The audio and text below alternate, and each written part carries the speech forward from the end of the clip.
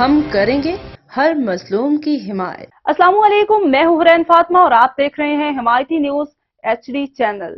نظر ڈالتے ہیں آج کی اہم خبروں پر۔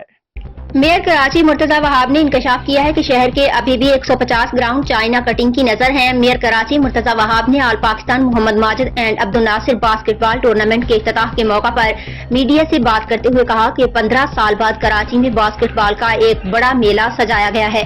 شہر کے باہر سے آنے والی تمام ٹیموں کو خوش آمدید کہتا ہوں اور کھیلوں کے تمام آرگنائزر کو آفر کرتا ہوں کہ اسپورٹس کے فروغ کے لیے KMC ہر ممکن سپورٹ کرنے کو تیار ہے۔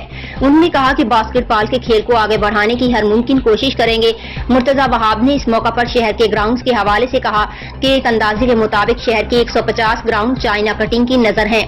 مسئلہ یہ ہے کہ 1994 میں KDA نے ان اسکیموں کو نوٹیفیکیشن کے ذریعے KMC کو ٹرانسفر کر دیا، لیکن پوزیشن ہینڈ اوور نہیں ہوئی۔ اس کا فائدہ درمیان میں بیٹھے ہوئے لوگوں نے اٹھایا، وہ چائنا کٹنگ کرنے میں کامیاب ہوئے۔